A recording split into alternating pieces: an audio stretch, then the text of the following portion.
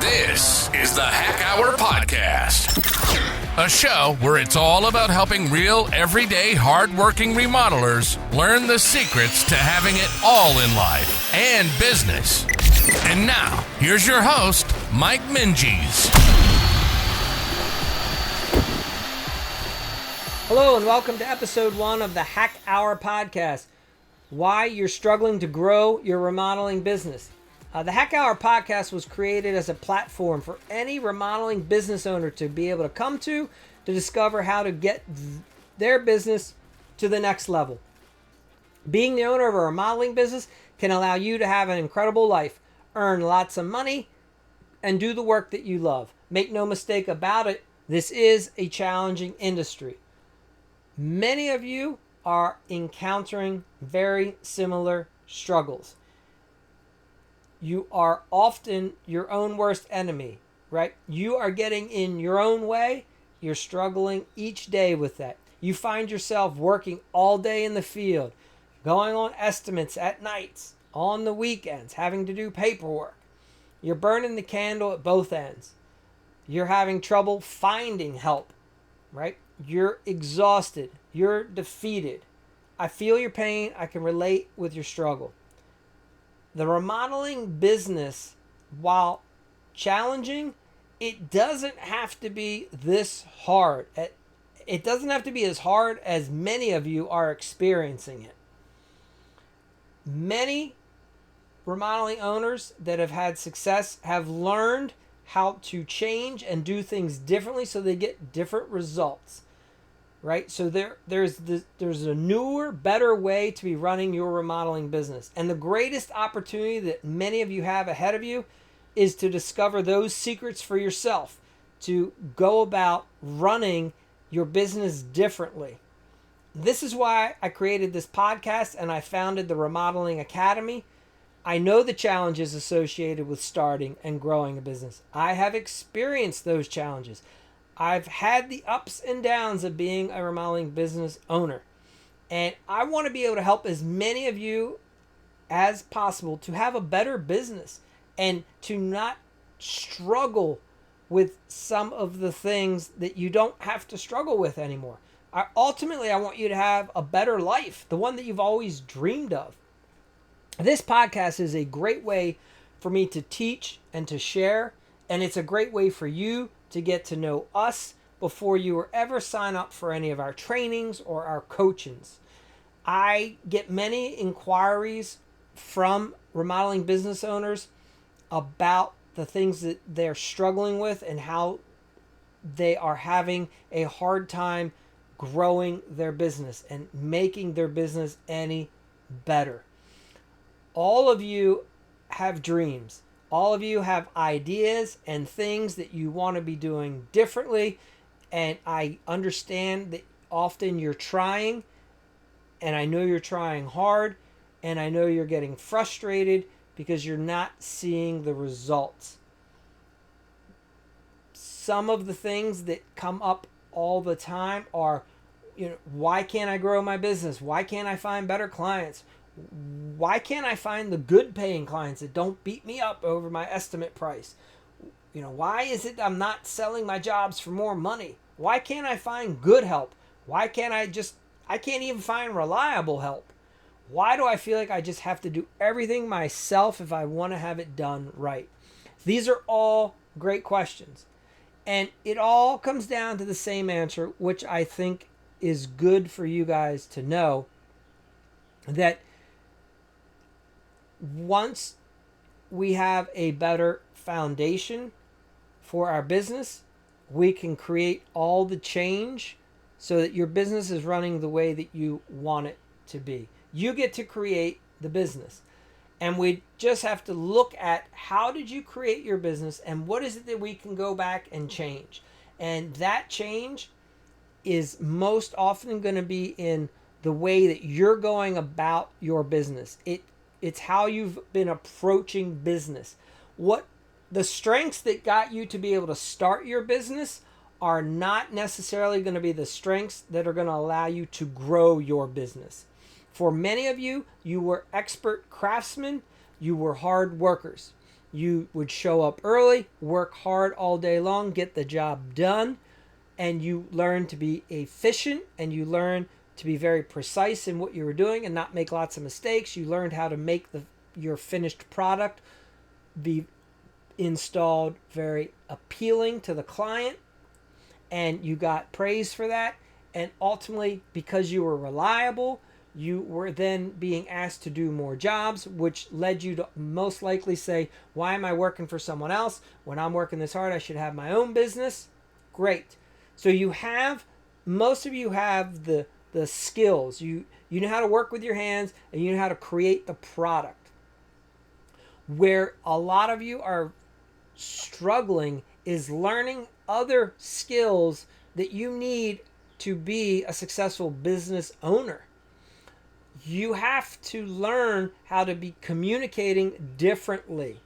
And many of you have ideas up in your head of how you think everything should be, and you get frustrated when it's not that way, and you are having a hard time drawing the connection to see that, man, I need to write some things down. I need to have a process. I need to learn how to communicate differently so that when I'm interviewing or looking for an employee, I start hiring a different type of employee, because the last 5 employees I hired all suck. So obviously what I'm doing isn't working. So I need to learn how to do it better. I need to learn how to do it differently, right? And for some of you, if you continuously get clients that are cheap or don't want to pay, you have to ask yourself, what is it that you are doing that is allowing you to attract the cheaper clients? Or what is it that you're doing that says to the client, this guy is not worth more money? Instead of blaming all the workers that you've hired that didn't work, and instead of blaming all the clients that you feel are cheap, stop, look in the mirror and say, okay, what I have tried to do for the last few years has only gotten me this far, and I'm stuck. So I need to recognize that I'm stuck, and I need to say to myself, maybe there's another way of doing this that I'm just not sure how to do, but once someone teaches it to me and helps me discover another way, I can learn that and I'll be more successful. Well, that's why you're here. For all of us, growing a business, any type of business, is going to require the business owner to grow. It's going to constantly force you as the business owner outside of your comfort zone if you want a bigger business or a better business or a more profitable business. If you are happy with the status quo, you can find a different podcast to listen to, because that's not the goal or the purpose here. This podcast is for the few of you out there that recognize that you don't like where you are, and that you recognize that if you just could learn a few other skills and put them into practice, you could run a better business. As a business owner, there's many skills that we need. Think of it this way. For those of you that build additions or new homes, the most successful projects typically start out with a set of plans. A set of plans that have been tested and proven. This house or this style addition has been built before. We know that it works. We understand that the dimensions that our designer or architect have put on paper, that is actually something that we can replicate out in the field.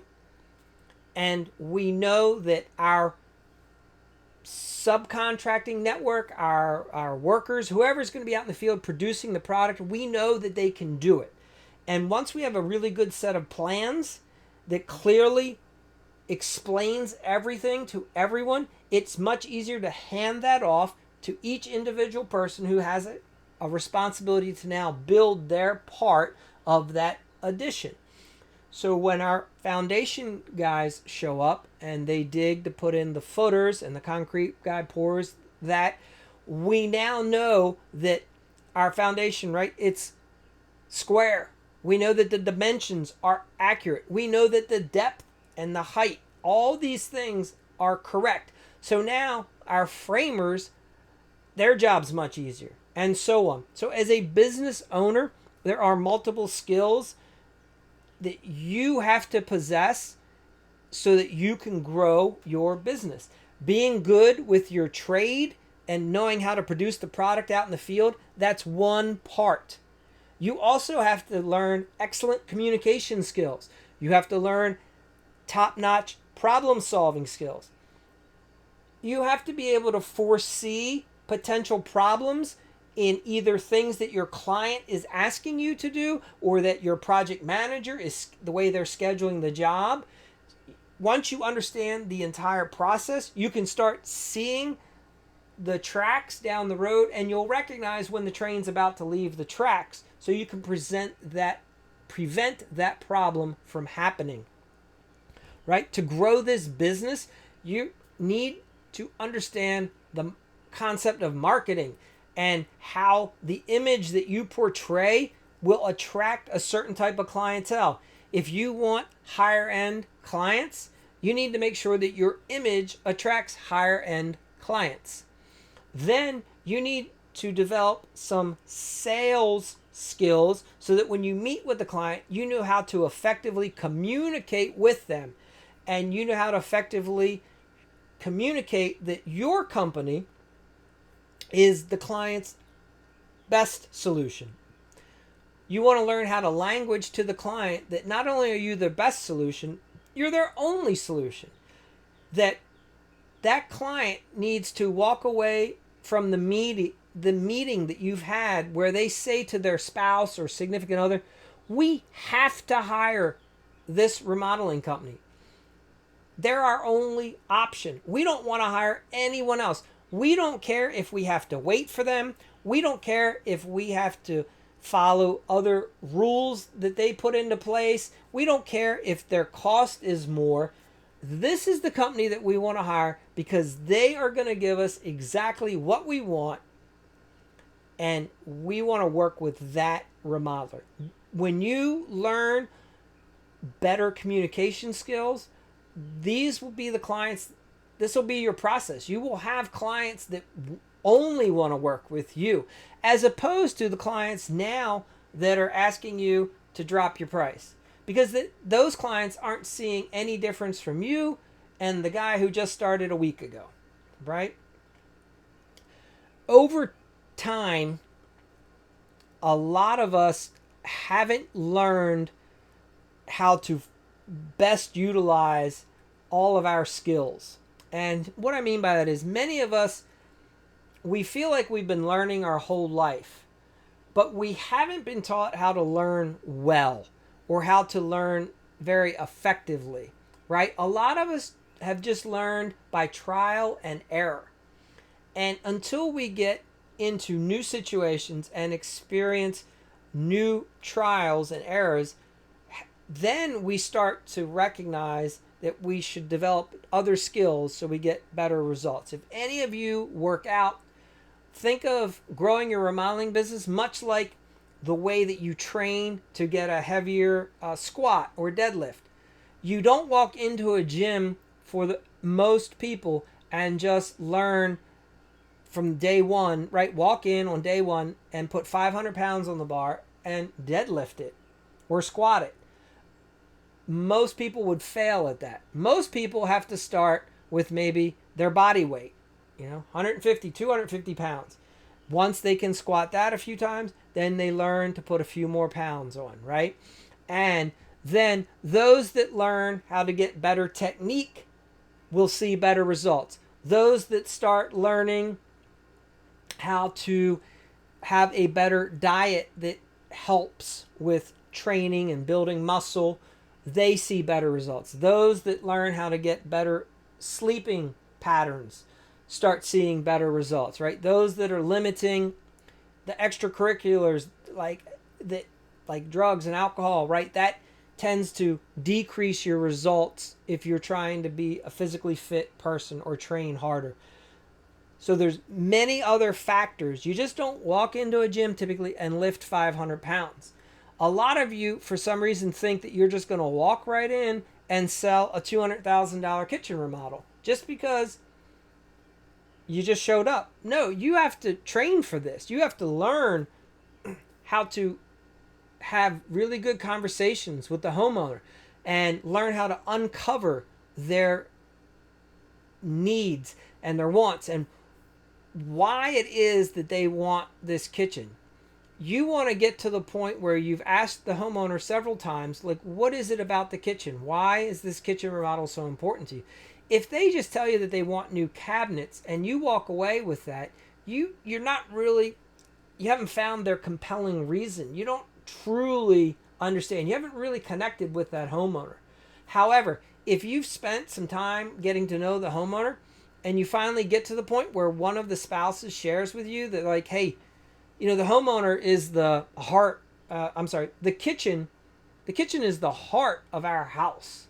And the reason that this kitchen remodel is so important to us is because this is where our whole family gathers and we bring everyone here for the holidays. And I want this to be a place of enjoyment. I want to be able to share all these wonderful experiences with my family. So I want to have a clean, well-planned and organized kitchen that flows well. And several of us can be cooking at the same time. So I need a good layout. And, the cabinets, they have to be spaced properly. And I need the right height, right? And you, as this remodeler, need to truly understand how important those things are. And then you can just focus on meeting that client's design needs. And when you get to that place, the process of selling your service, it's more about the homeowner and you working together to solve the problem, so that the homeowner naturally just says, Bob, yeah, we want you to do this job. You've helped walk us through this process. You've helped us come up with the design. You're the only one that we want building us this kitchen. We want to work with you. That's where you want to get with your business. And the way we do that often is by controlling our emotions, right? And learning how to communicate much better with clients. I'm shocked at how many adults, and whether men or women, that I meet, and they don't understand the connection from, if you have a thought, how that thought is creating you have an understanding of a situation, right? Something happens in the world and you view it the way you view it, you're thinking about it, and then you say to yourself, this is what it is, and then you start having a feeling about it. And that feeling could be, you could be nervous, you could be happy, you could be anxious, you could be scared, whatever. But that feeling that you get, when contractors often say to each other, you got to just trust your gut. Well, what if your gut's wrong?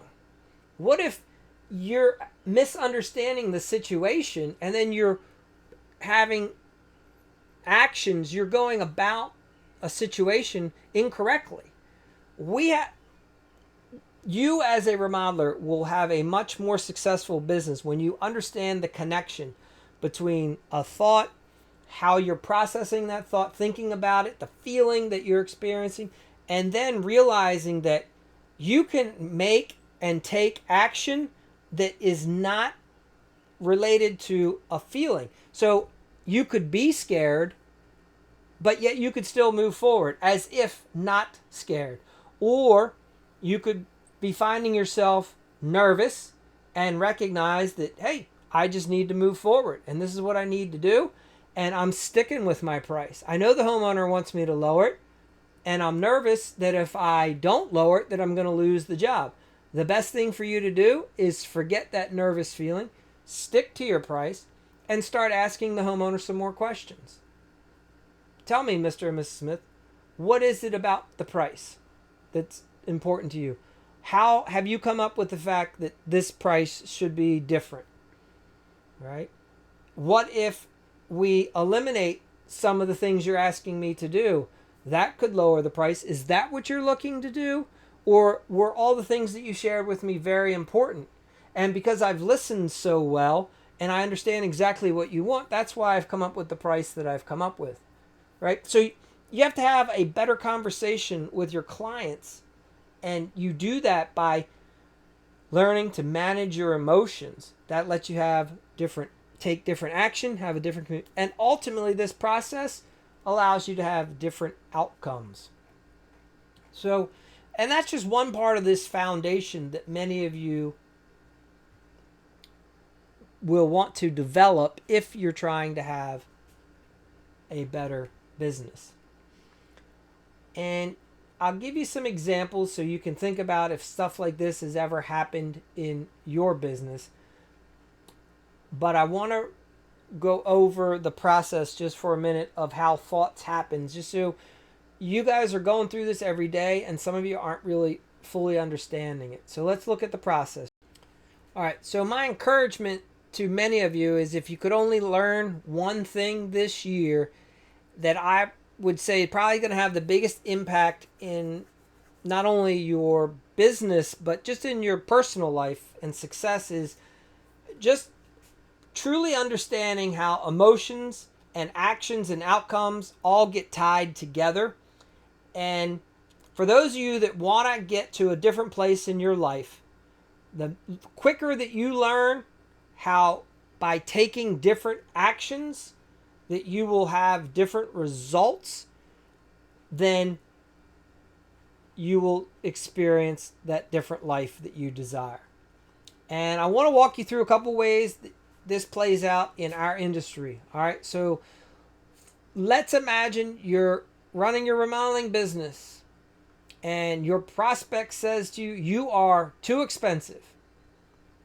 Think about how you normally think for a second. What is that? You probably are frustrated, probably nervous.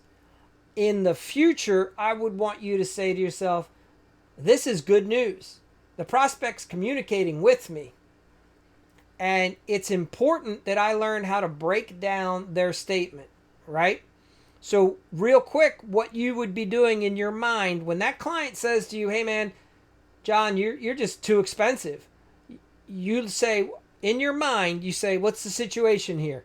Okay, all projects have a cost. That's just a situation. It's a fact. Their understanding is that this project's cost is too high. That's it. It's just their understanding. Okay, so we recognize that it's the way they're thinking.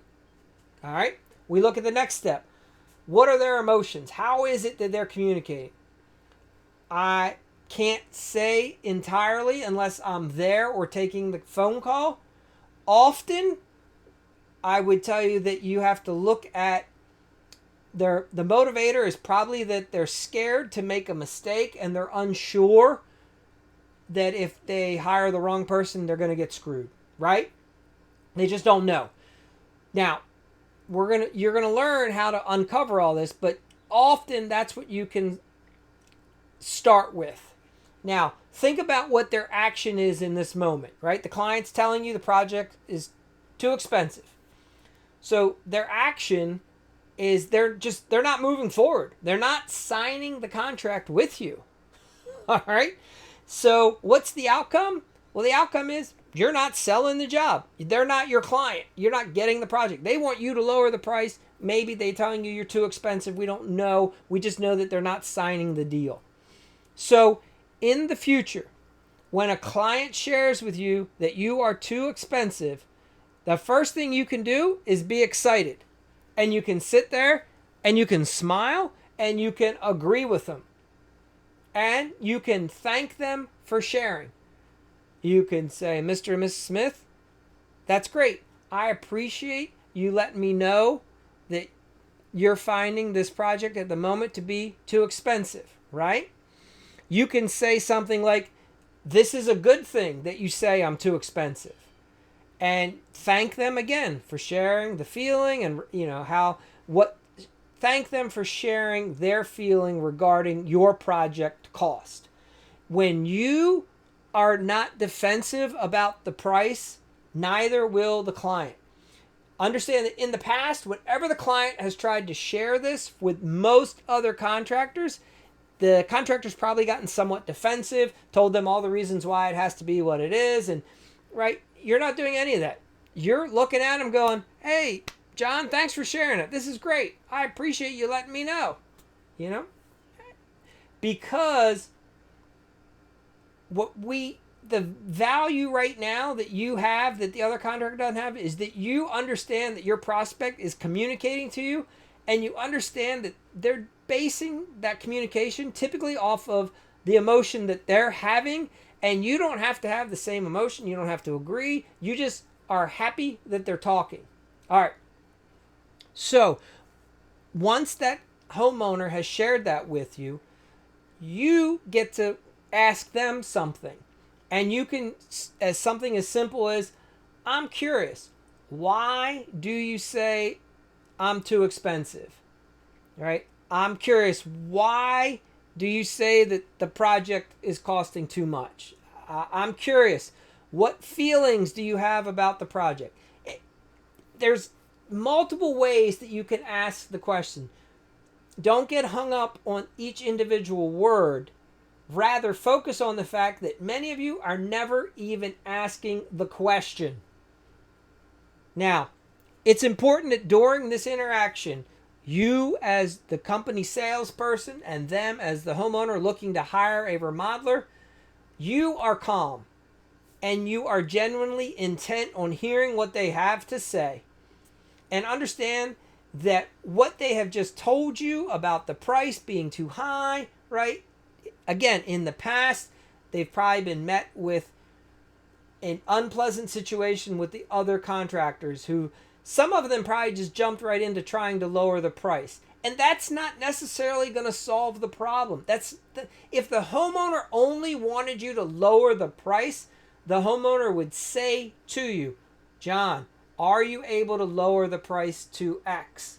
But when they say something like, it's just too expensive, you need to find out more what that means, because it will mean different things to different people. Now, the one of the top things that you can be doing as a remodeling business owner when you're doing your sales, you want to always be gaining trust.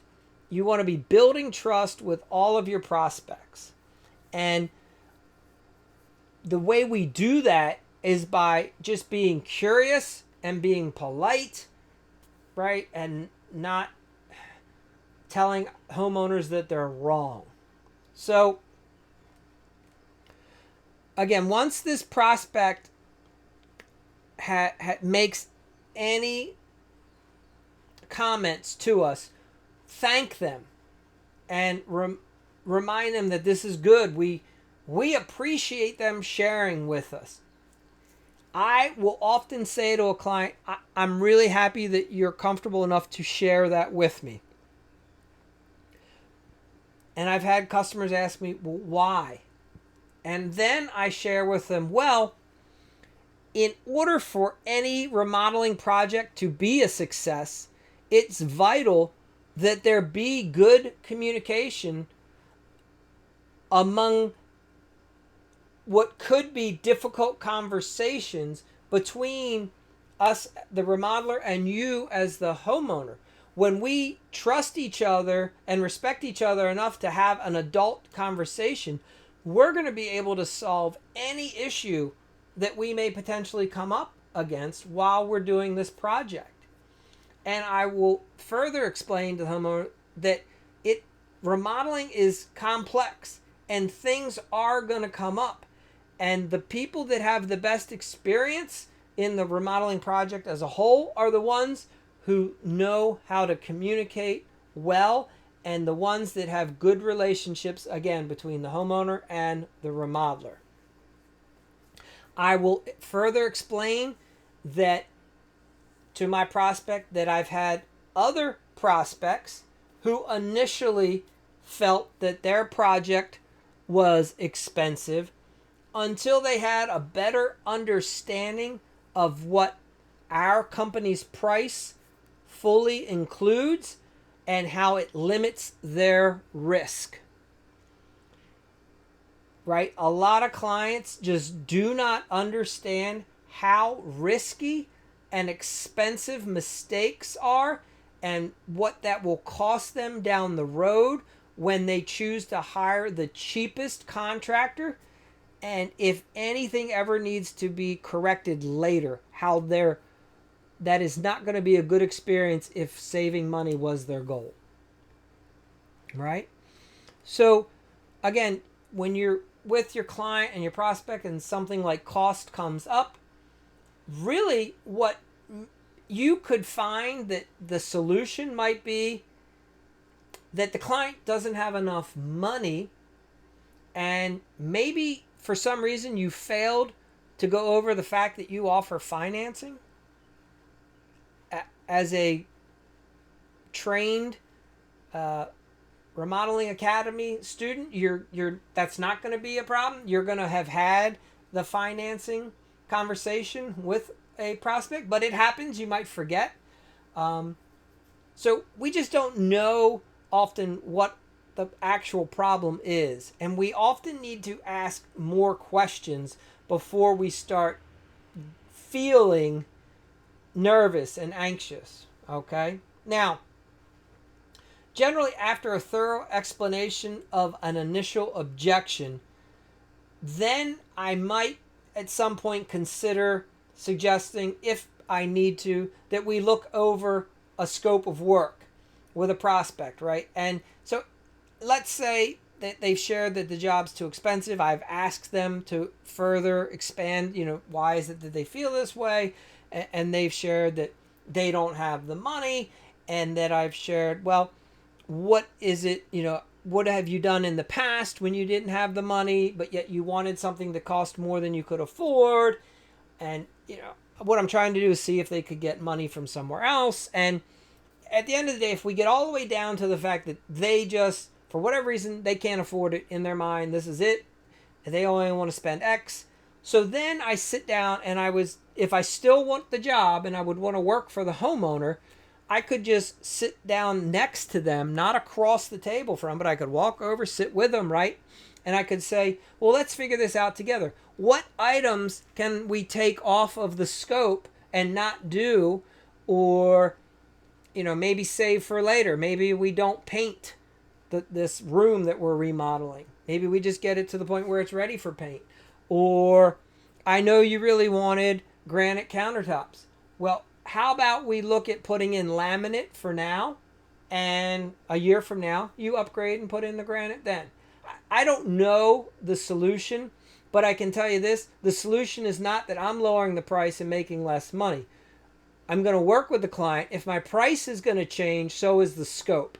And that's the point you want to get to if price is really the determining factor. Often, price just means they don't understand why you're better, and they don't understand all that they're getting for the price. And I would offer, if for example, you can have multiple conversations with a client to help them understand this concept better. But imagine if your client, if you notice that they like Starbucks and they drink coffee, you can ask them, I see that you go to Starbucks. Why do you go to Starbucks? Oh, I love their coffee. And they say, well, how much is that coffee? And they're like, well, it's like $10, right? And you'd be like, so that there's a Home Depot around the corner. They have free coffee. You could go to Home Depot every morning and get free coffee in the pro section. You just show up. There's a pot. Who knows how fresh it is? That's not the point. The point is they could get free coffee if they wanted it. They don't. They want to pay more because they want better coffee. They want a better experience.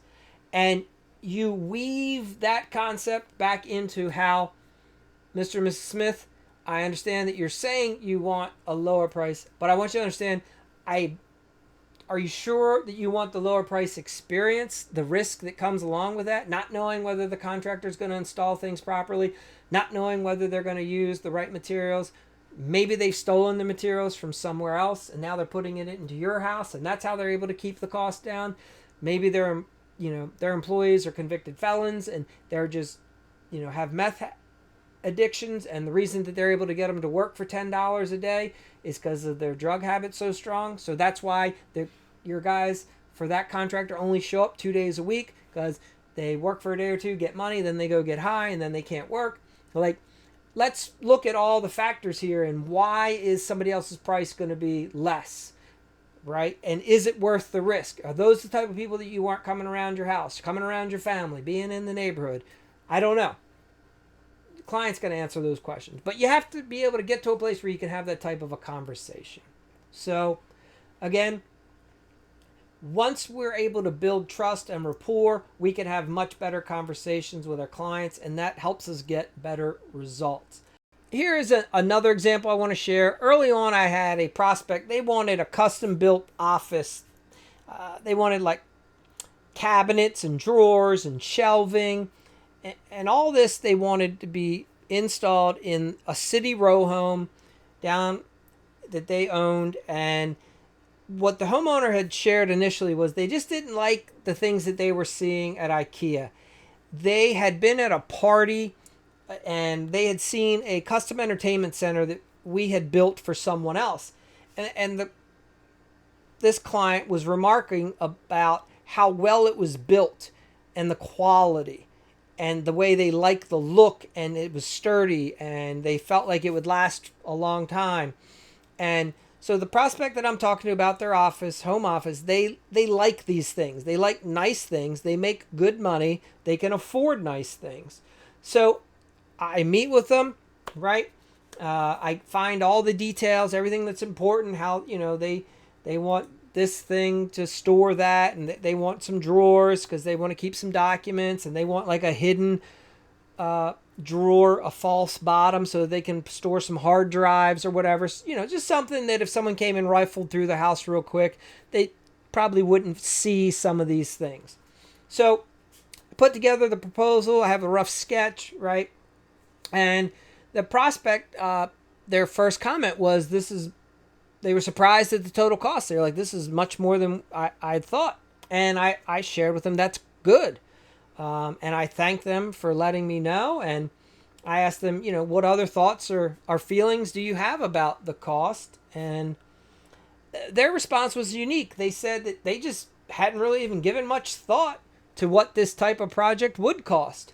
And they only frame of reference that they had was when they were walking around IKEA, they just, they saw something for $1,000 here and $500 there. So our project, which was, I don't remember the exact, but it was probably like $15,000 to build this home office. It surprised them, right?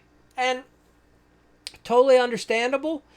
Whether my price is too high, too low, it doesn't matter. At the moment, what matters is my prospect is surprised at the cost. That's all I need to know. So I took some time and explained to this prospect how the overall price could easily go up or down, right? Ways that we can change and adjust the price. I said we can change the amount of work that's being done. We can add or delete. We can change the type of materials, and we could change to some degree the level of craftsmanship and detail that was being done. I said all these things together will affect your cost. And I explained that the cost that I gave them was representative as to what they initially shared that they wanted as their outcome. I said, in order to meet all of your requirements for what you wanted, a job, you wanted something that looked a certain way, that it enhanced your loft area a certain way, and you wanted this higher end quality, something that was going to last and was sturdy. I said all of that was taken into account. And, understand that handcrafted, custom designed, specifically built office furniture is going to incur its own unique cost. And it's always going to be cheaper to buy something that comes out of a factory, right? Now, they didn't want to change the scope. And I just remind them that this price that I've given you, addresses all of the complex problems. I said the reason you hadn't hired anyone yet is because you haven't found anyone that was going to be able to meet all of your needs. I said, I understand you've met with other people, but they just weren't going to be able to build the furniture to the level that you were looking for, right?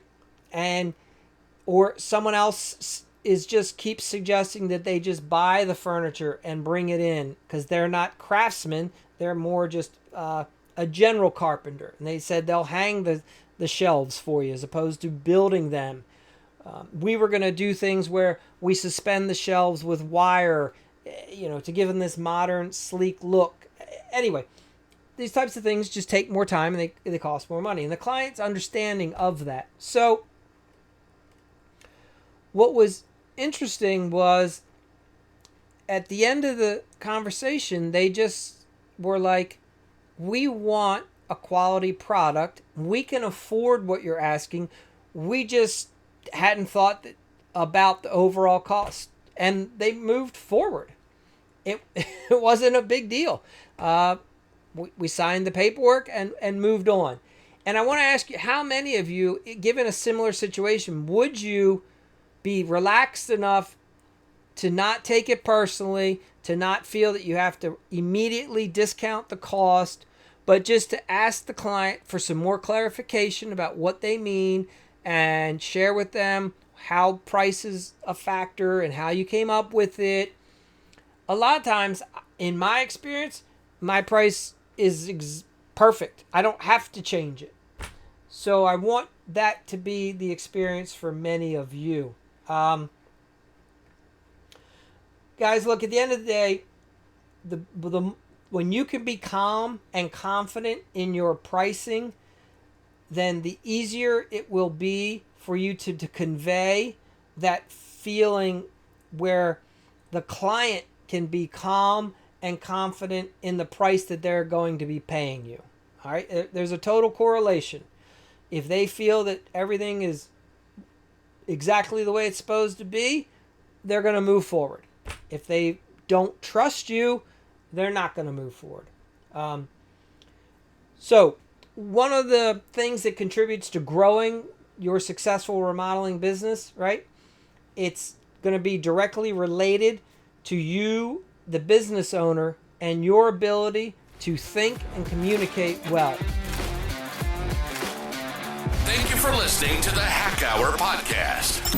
It would be awesome if you would leave us a quick review on iTunes. To further your remodeling success, go to remodelingriches.com.